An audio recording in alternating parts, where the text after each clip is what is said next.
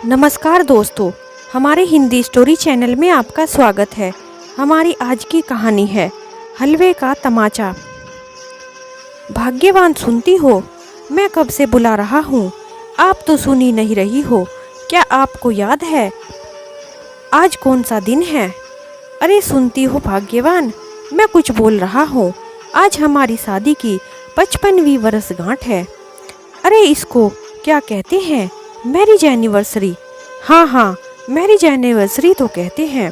तो बताइए ना, आप कैसे मनाना चाहती हो अपनी मैरिज एनिवर्सरी को? रतन जी ने अपनी पत्नी राधा को बहुत ही प्यार से कहा। राधा जी कहने लगी, अरे आप भी क्या बातें करते हो? क्या हम एनिवर्सरी मनाते अच्छे लगेंगे? सभी लोग हमारे ऊपर हंसेंगे। चलो छोड़ो, लेकिन एक बात तो बताओ, हमारी शादी को इतना समय हो गया है, तुमने आज तक मुझे कभी भी कुछ नहीं मांगा है। आज के खास मौके पर मैं यह जानना चाहता हूँ कि क्या तुम्हारी कोई इच्छा है? अगर कोई तुम्हारी इच्छा अधूरी रह गई हो तो बता दो। मैं अपने बुढ़ापे के पेंशन के पैसे बचाकर रखे हुए हैं और मैं चाहता हूँ कि अपने जीवन के आखिरी समय में अपनी पत्नी की हर इच्छा को पूरा कर सकूँ। राधा जी कहती है, आप भी कैसी बातें करते हैं? अपनी शादी की सालगिरह के शुभ दिन पर भी कोई ऐसी मनहूस बातें करता है, अपने मुंह से निकाल सकता है? और अरे मुझे कुछ भी नहीं चाहिए आपसे, राधा जी कहकर नाराज होकर दूसरी तरफ मुंह करके बेड पर बैठ गई। तभी रतन जी अपने एक पुराने अंदाज में राधा जी को थोड़ा प्यार से चिढ़ाते हुए गुनगुनाने लगे और एक प्यारा सा गाना उन्हें सुनाने लगे।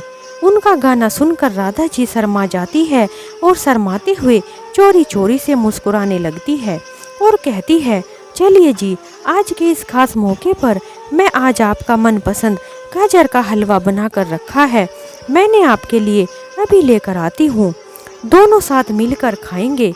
राधा जी यह कहकर रसोई में चली जाती हैं और गाजर के हलवे को अच्छे से सजाकर एक प्लेट में रखकर अपने पति के पास ले आई और कहने लगी, अपनी शादी की सालगिरह की शुभ दिन पर हम सबसे पहले हलवा खाकर मुंह मीठा करेंगे। हमारी शादी को इतने साल हो गए हैं और भगवान की दुआ से हमारा साथ अभी तक बना हुआ है और मैं भगवान से प्रार्थना करती हूँ हमारा यह साथ मरते दम तक बना रहे और अगर हम में से सबसे पहले कोई जाए तो सिर्फ मैं ही जाऊं। गाजर का हलवा खाते खाते रतन जी और राधा जी मीठी मीठी प्यारी प्यारी भरी बातें कर रहे थे और दोनों एक दूसरे को अपनी शादी की वर्षगांठ की बधाई दे रहे थे और काफी खुश भी लग रहे थे। तभी अचानक से वहां पर उनकी बहू रीतू पहुंच गई और यह सारा नजारा देखने लगी और अपने सासू ससुर को मुस्कुराता हुआ देखकर पूरी तरह जल भून गई थी। रीतू के तन बदन में अपनी सास ससुर को हंसता देखकर आग लग गई थी। रीतू तड़कते भड़कते उन दोनों पर बरस पड़ी और कहने लगी, आपने तो हद ही कर दी, मैं थोड़ी देर के लिए बाहर क्या चली गई, आप लोगों ने तो घर में मनमानी ही शुरू कर दी। सारे घर में मनमर्जी चला रहे हो और गाजर का हलवा मुझे बिना पूछे कैसे बना लिया? मुझे पूछे बिना तुम्हारी हिम्मत कैसे हुई हलवा बनाने की? मेरी रसोई में तुमने कदम भी कैसे रखा? बुढ़ापे में भी तुम लोगों की जीभ कितनी चटोरी हो गई है। मैं थोड़ी देर के लिए बाजार क्या चली गई थी, तुम लोगों ने तो घर में मौज मारना ही शुरू कर दिया था। तुम लोग चुपचाप अपने कमरे में नहीं बैठ सकते क्या? पैर तो कब्र में लटक रहे हैं आप दोनों के और देखो तो पार्टी मना रहे हैं और मेरी पीठ पीछे जोरों शोरों की पार्टियां चल रही हैं। यह सुनने के बाद तो रतन जी से रुका नहीं गया, उनके सब्र का बांध ही टूट गया था और कहने लगे, अरे बहू, तुम शायद भूल रही हो, यह घर तुम्हारे से पहले हमारा है और हम इस घर में अपने हिसाब से रह सकते हैं और मनमर्जी चला सकते हैं, तुम्हारा इसमें बोलने का कोई अधिकार नहीं है। यह सुनकर रीतू बेशर्मों की साथ की तरह अपने ससुर को जवाब देती है और कहा कि यह आप लोगों का घर नहीं है और यदि इस घर में रहना है तो आपको मेरे हिसाब से ही रहना होगा, वरना दरवाजा खुला है, आप लोग अपना सामान उठाकर यहाँ से अभी के अभी जा सकते हो। आपका एक और भी बेटा है, आपने हमें कुछ अलग तो नहीं दे रखा है, जैसे अपने बड़े भैया को दिया है वैसे ही मेरे पास है। रितु तो बेशर्मों की तरह अपने ससुर से जबान लड़ाई जा रही थी और जाने क्या क्या बोल रही थी। रितु की बात सुनकर रतन जी कहने लगे, अरे रितु, हमने ऐसा भी क्या कर दिया है जो तुम हमारे साथ ऐसा गंदा व्यवहार कर रही हो? तुम्हारी सासू माँ ने हलवा ही तो बना दिया था, इसमें कौन सा इतना बड़ा पाप जो तुम इतना बड़ा चढ़ाकर बोल रही हो? अच्छा, तो आपको पता नहीं कि क्या बात है, लेकिन मुझसे बिना पूछे कैसे बना लिया? क्या आपको पता नहीं कि दूध कितना महंगा है और चीनी का क्या भाव चल रहा है? और फिर पैसे भी क्या पेड़ पर उगते हैं? और अगर हलवा बनाना ही था तो मेरे आने तक का इंतजार नहीं कर सकती थी क्या? थोड़ा सा तो सब्र कर लिया होता। मुझे तो बच्चों के लिए लस्सी भी बनानी थी। अब क्या लस्सी बनाने के लिए दूध बाहर से लेने जाऊं? सारा दूध तो खत्म कर दिया है हलवा बनाकर। सारा दिन अपनी मनमर्जी चलाते रहते हैं। कभी राधा जी बोली, अरे रितु बेटा, मैंने ज़्यादा दूध नहीं लिया है, थोड़े से दूध से ही हलवा बना लिया है।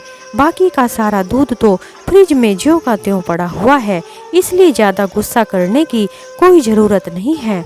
रितु चिढ़ते हुए बोली, अच्छा जी, अब आप समझाएंगे मुझे कि फ्रिज में कितना दूध है और कितना नहीं है? मुझे क्या करना चाहिए और क्या नहीं, मुझे तुम बूढ़ों से पूछने की कोई ज़रूरत नहीं है।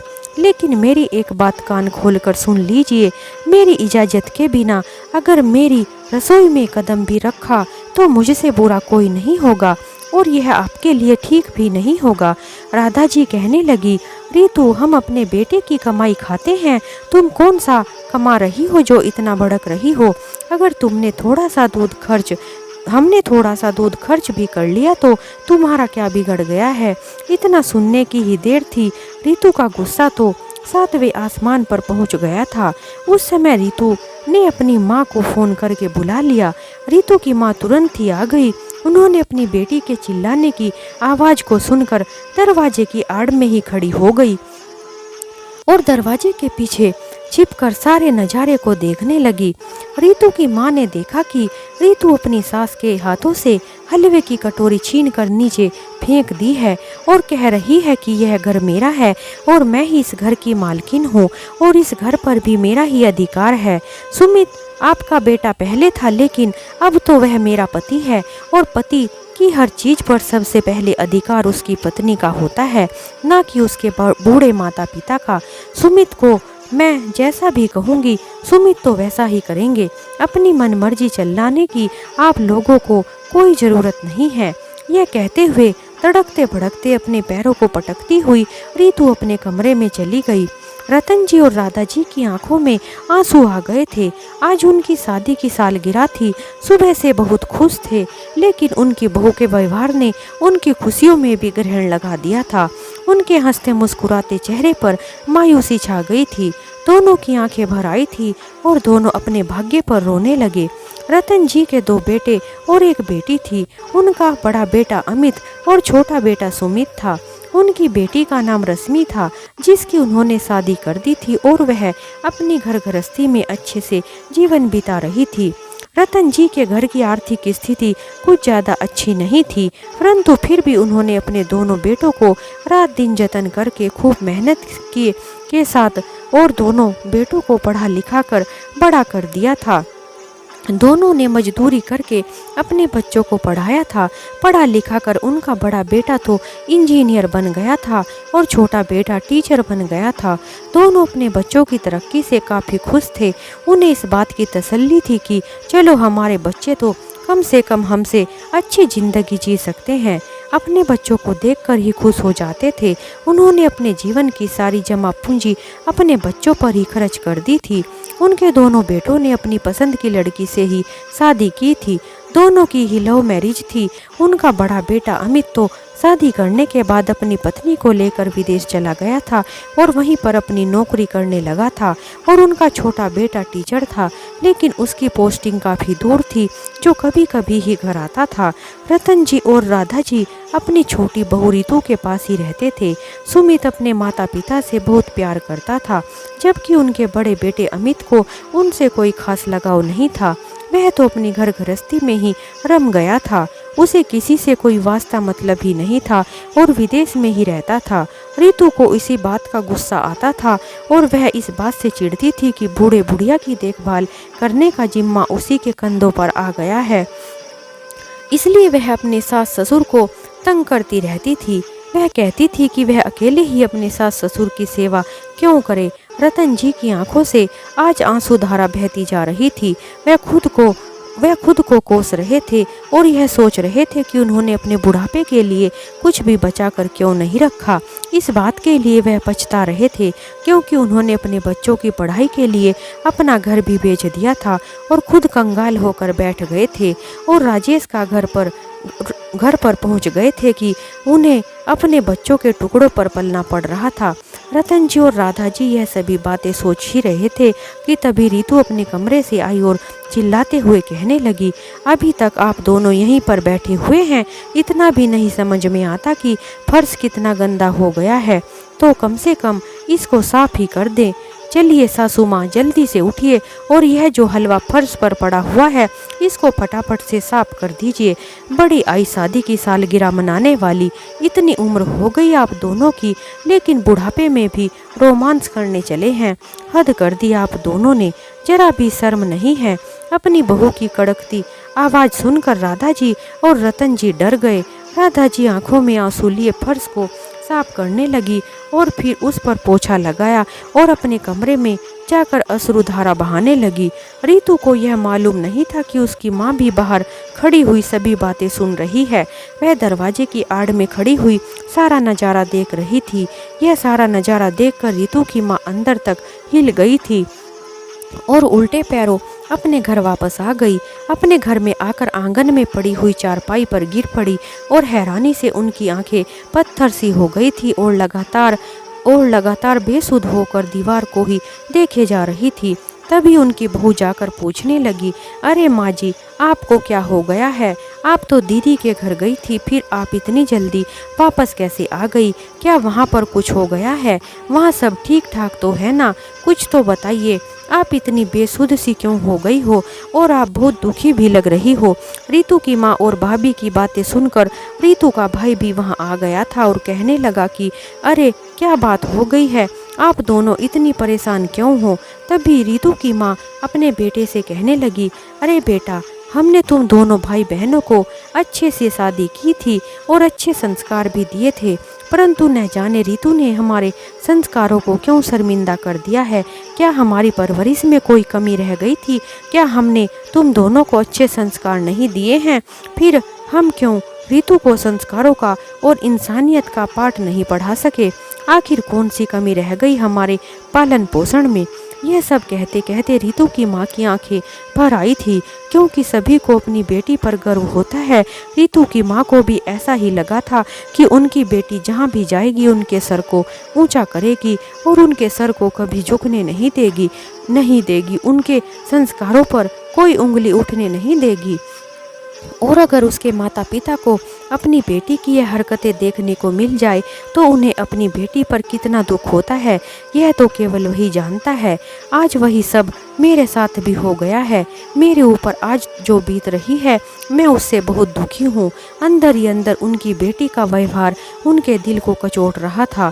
उन्होंने अपने बेटे बहू से कहा कि आज जब मैं रितु के घर गई तो जब मैं वहाँ देखा कि रितु तो अपने सास ससुर के साथ जानवरों की तरह बर्ताव कर रही है। यह सब सुनकर रितु का भाई गुस्से से आग बबूला हो गया और कहने लगा कि माँ, आपने उसे कुछ कहा क्यों नहीं? आपको उसे डांटना चाहिए था और 2 तमाचे उसके गाल पर जड़ देने थे। आप अपने बेटे की बातें सुनकर रितु की माँ कहने लगी, अरे बेटे, मुझे तो कुछ समझ ही नहीं आ रहा था कि आखिर हो क्या रहा है। मुझे तो अपनी आंखों पर विश्वास ही नहीं हो रहा था कि मेरी बेटी अपने सास ससुर के साथ इस तरह का भद्दा व्यवहार भी कर सकती है। मुझे तो रीतू को अपनी बेटी कहते हुए भी शर्म आ रही है। इसलिए मेरी हिम्मत अंदर जाने की नहीं हुई और उसके सास ससुर का सामना कर पाऊं, इसलिए मैं वापस आ गई। क्योंकि उसके सास ससुर इतने भले लोग हैं, मैं उनके सामने अपना चेहरा कैसे दिखाती और उनके साथ नज़रें कैसे मिलाती, इसलिए तो मैं बाहर से बाहर ही लौट आई। इतना कहकर रीतू की माँ कहने लगी, जो बात मैं तुम लोगों को कहने जा रही हूँ वह बात सुनकर तुम दुखी मत होना। मुझे ऐसा लगता है कि हमें अपनी बेटी से अपना रिश्ता ख़त्म कर लेना चाहिए। अपनी माँ के मुंह से ऐसे शब्दों को सुनकर रीतू के भाई भाभी हैरान रह गए थे। रीतू की भाभी अपनी सास को कहने लगी, माँ जी आप यह कैसी बातें करती हो और आप ऐसा सोच भी कैसे सकती हो। रीतू आपकी इकलौती बेटी है। अगर बच्चे सही रास्ते से भटक भी जाएं तो माता पिता का फर्ज होता है कि बच्चों को सही रास्ते पर लाया जाए। यह जिम्मेदारी माता पिता की होती है। रिश्ता तोड़ने से किसी के व्यवहार में परिवर्तन नहीं किया जा सकता। तभी रीतू की माँ कहने लगी, अरे बेटा आज मैंने अपने आप को बहुत ही बेबस महसूस कर दिया है। तुम्हारे पिताजी ने भी तो अपनी बेटी रीतू को दुनिया भर की सारी खुशियाँ दी थी, लेकिन रीतू तो एक अच्छा इंसान तक नहीं बन पाई। तभी रीतू की भाभी ने अपनी सासू माँ को संभाला और कहा, माँ जी यह सब छोड़िए, यह वक्त टूटने का बिल्कुल भी नहीं है। हमें एक दूसरे को संभालना होगा और हमें कुछ करना होगा। थोड़े दिनों के बाद रक्षाबंधन का त्योहार आ रहा है। जब दीदी यहाँ पर आएंगी तो मैं सब कुछ सही कर दूंगी। आप चिंता मत कीजिए, मेरे ऊपर थोड़ा सा विश्वास कीजिए। रीतू की भाभी ने जब अपनी सासू माँ से यह कहा तो यह सुनकर उन्हें कुछ उम्मीद दिखाई दी और उन्होंने एक गहरी सांस लेते हुए कहा, ठीक है बहू, जैसा तुम्हें सही लगे। अपनी बहू की बातों से रीतू की माँ संतुष्ट हो गई थी और उन्हें कुछ राहत महसूस हुई और कहने लगी कि मुझे पता है बहू तुम सब कुछ संभाल लोगी, मुझे तुम पर पूरा विश्वास है। रक्षाबंधन के त्योहार से पहले ही रीतू तो अपने घर आने के लिए तैयारी करना शुरू कर दिया था। अपने घर वालों के लिए गिफ्ट भी खरीद लिए। अपने घर वालों के बारे में सोचकर रीतू मन ही मन बहुत खुश हो रही थी। जैसे ही रक्षाबंधन वाला दिन आया तो रीतू अपने घर आ गई। आते ही अपने भाई और भाभी से मिली, लेकिन रीतू को अपनी माँ दिखाई नहीं दे रही थी। उसकी नज़रें लगातार अपनी माँ को ढूंढ रही थी, लेकिन उसकी माँ कहीं नज़र नहीं आ रही थी। रीतू की भाभी कहने लगी, अरे दीदी आइए ना, इधर आकर बैठ जाइए, मैं आपके लिए कुछ खाने को ले आती हूँ। फिर रीतू बोली, नहीं भाभी इसकी कोई ज़रूरत नहीं है, पहले आप यह बताइए कि माँ कहाँ है। रीतू की बातों को सुनकर रीतू की भाभी ने मुंह को बनाते हुए कहा, अरे मुझे क्या पता वह बुढ़िया कहाँ घूमती फिरती है, मैं कोई उसके आगे पीछे थोड़ा ही ना घूमती हूँ। जो मुझे पता होगा, मुझे घर के और भी काम होते हैं, सारा दिन उस बुढ़िया की चापलूसी थोड़ा ही करती रहूँगी। अपनी भाभी की बात सुनकर रीतू हैरान रह गई। तभी उसका भाई भी बोला, अरे रीतू तुम आ गई, कैसी हो तुम और जीजा जी कैसे हैं? हाँ सब ठीक तो है ना, और वह कब तक आएंगे? रीतू कहने लगी, अगले हफ्ते तक आ जाएंगे, लेकिन माँ कहीं नज़र नहीं आ रही है, कहाँ है माँ? रीतू ने फिर से यही प्रश्न दोहराया। परेशान होकर रीतू अपने आप ही वहाँ से उठकर चारों तरफ घर में आवाज़ लगाती हुई अपनी माँ को ढूंढने लगती है। माँ आप कहाँ हैं? देखो आपकी बेटी रीतू आई है। रीतू को अपनी माँ के साथ कुछ ज़्यादा ही लगाव था, लेकिन रीतू के बार बार आवाज़ लगाने पर भी रीतू की माँ नहीं बोली। उस समय रीतू की नज़र आंगन में पड़ी। उसने देखा कि उसकी माँ भी बेसुध होकर बाहर पड़ी हुई है। वह दौड़कर उसके पास चली गई। रीतू चिल्लाकर कहने लगी, अरे माँ आपको क्या हो गया है? आपकी ऐसी हालत कैसे हो गई और आप यहाँ क्यों पड़ी हुई हो? तभी रीतू अपने भाई भाभी को आवाज़ लगाई और कहने लगी, तुम लोगों ने मेरी माँ को यहाँ पर क्यों रखा है? रोती रोती अपने भाई भाभी से पूछ रही थी। तभी रीतू की भाभी बोली, अरे दीदी आप इस बुढ़िया को छोड़िए, हर वक्त चटोरपना करती रहती है। कल से इस बुढ़िया का पेट खराब था, पूरे घर में बदबू मचा कर रखी है, बार बार बिस्तर को खराब कर रही थी, इसलिए हमने सोचा कि इसको आंगन में ही बैठा देते हैं। घर में बदबू भी नहीं होगी और हमें ज़्यादा परेशानी भी नहीं होगी, और बाथरूम भी पास में ही है, जिससे तुम्हारी माँ को भी कोई परेशानी नहीं होगी। रितु अपनी भाभी की बातें सुनकर कहने लगी, अरे भाभी, अगर माँ अपनी पसंद का कुछ खा भी लेती है तो कौन सी बड़ी बात हो गई थी। बुढ़ापे में खाने पीने का मन तो करता ही है, तो क्या मेरी माँ अपनी पसंद का कुछ खा भी नहीं सकती। अगर माँ की तबीयत खराब थी तो आपने उन्हें डॉक्टर को क्यों नहीं दिखाया, उन्हें दवाई भी तो दिलवाई जा सकती थी। इतनी बेकदरी करने का क्या मतलब था मेरी माँ को। रितु अपनी माँ को उठाकर सहारा देते हुए उनके कमरे में ले गई, लेकिन उनकी भाभी ने उन्हें बिस्तर पर बैठने नहीं दिया और फर्श पर बैठा दिया, यह कहते हुए कि यह बुढ़िया बिस्तर को खराब कर देगी। तभी रितु कहने लगी, अरे भाभी, आप कैसी बातें करती हो। रितु की आंखों से आंसू आ गए और चिल्लाने लगी, अरे भाई भाभी, आप दोनों तो ऐसे नहीं थे। आप दोनों को आखिर हो क्या गया है, माँ के साथ ऐसा व्यवहार क्यों कर रहे हो। तभी रितु की भाभी बोली, अरे दीदी, यह हमारे घर की बात है, आप हमारे मामले में ना ही बोलें तो अच्छा है। यह आपका घर नहीं है, यह मेरा घर है। मेरे घर में जैसा मैं चाहूँगी वैसा ही करूँगी। आप इस घर में मेहमान बनकर आई हैं तो मेहमान बनकर ही रहिए, वापस अपने घर चली जाइए। अपनी भाभी की बात सुनकर रितु कहने लगी, भाभी, आपकी हिम्मत कैसे हुई मुझे मेहमान कहने की। मैं इस घर की बेटी हूँ और मेरा भी इस घर पर बराबर का हक है। तुम लोगों को आखिर हो क्या गया है, तुम दोनों भी तो एक इंसान हो। तुम मेरी माँ के साथ जानवरों की तरह व्यवहार क्यों कर रहे हो। अरे कम से कम बुढ़ापे में उनकी उम्र का तो ख्याल किया होता। भाई, तुम भी अपनी पत्नी का साथ दे रहे हो। तुम्हारी पत्नी मेरी माँ के साथ कितना गलत बर्ताव कर रही है और वह भी कितने बुरे तरीके से माँ के साथ पेश आ रही है, लेकिन आपको तो कोई फर्क ही नहीं पड़ता। आप तो जोरू के गुलाम बन गए हो। और भाभी, आप भी कान खोलकर सुन लीजिए, यह घर मेरी माँ का है और मेरे भाई का है। आप यह सब कैसे भूल गई हो। तभी अपनी बेटी की बातों को सुनकर रितु की माँ बोल पड़ी और चिल्लाते हुए कहने लगी और अपनी बेटी के गाल पर एक जोरदार तमाचा जड़ दिया। यह सब देखकर रितु के पैरों तले से जमीन ही खिसक गई थी। तमाचे से लाल हुए गाल को पकड़ते हुए रितु तुरंत खड़ी हो गई। यह सब क्या हो रहा है। तभी रितु की माँ गुस्से में बोली, तुम तो चुप ही रहो, तुम्हारे मुंह से यह सभी बातें अच्छी नहीं लगती। तुम तो ऐसे हैरान हो रही हो जैसे तुम कुछ जानती ही नहीं हो। जिस इंसान की तू पत्नी है उसी इंसान के माँ बाप को तू कितना गंदा व्यवहार करती है। तुझे जरा भी शर्म नहीं आती। तू उन्हें कितना परेशान करती है और कितना दुखी करती है।